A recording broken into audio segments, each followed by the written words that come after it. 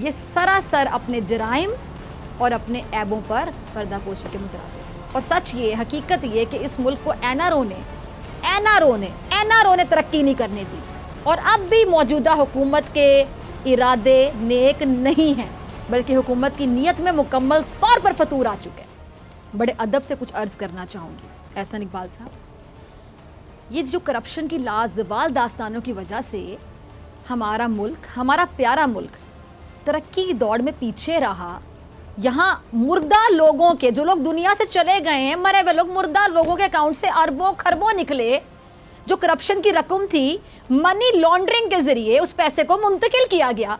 लेकिन जब इस करप्शन का हिसाब लेने का वक्त आया तो इदारों को लगाम डालने का सिलसिला शुरू हो गया। ये जो लगाम डालने का चलन है, ये जन्म लेने लगा। अब ऐसे हाल में मुल्क तरक्की की राह पर कैसे गामजन हो सकता है? मुझे कोई ये फॉर्मूला समझा दे कैसे। करप्शन हर बुराई की जड़ है, और इस जड़ को इमरान खान ने सच में उखाड़ना चाहा था, दिल से उखाड़ना चाहा था। कोशिश कर रहा था वो बंदा जिसका नाम है इमरान खान। और एक दूसरे को सड़कों पर घसीटने वालों ने एका किया। क्यों एका किया? अपने मुफादात को तहफ़्फ़ुज़ देने के लिए एका करके अपने मुफादात को तहफ़्फ़ुज़ देने का काम शुरू कर दिया। और काम ऐसे एक्टिव ज़ोरों शोर से शुरू कर दी आते ही। अब यही वजह कि नैब कवानीन में तरामीम की गई और तहरीक इंसाफ ने इसको रद्द किया। अगर करप्शन तरक्की की राह में रुकावट ना होती, मेरा सवाल है, तो फिर ये एहतसाब के दायरे बनाए ही क्यों गए? क्या वजह थी?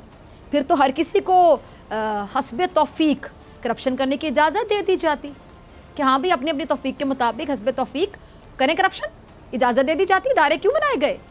ये कहना कि करप्शन के साथ साथ मुल्क की तरक्की मुमकिन है, ये सरासर अपने जराइम और अपने ऐबों पर पर्दापोशी के मुतरादिफ। और सच ये, हकीकत ये कि इस मुल्क को एनआरओ ने तरक्की नहीं करने दी, और अब भी मौजूदा हुकूमत के इरादे नेक नहीं हैं, बल्कि हुकूमत की नीयत में मुकम्मल तौर पर फतूर आ चुके हैं। और यही वजह है कि हुकूमत लकीर के फ़कीर की मिसाल पर अमल करते हुए IMF के साथ अपने ताल्लुकात को मजबूत करने के लिए हाथ पांव मार रही है। अच्छा, मिफ्ता इस्माइल तो अब आवाम को अपनी तरफ से खुशखबरी दे रहे हैं कि IMF का प्रोग्राम बस बहाल होने को है।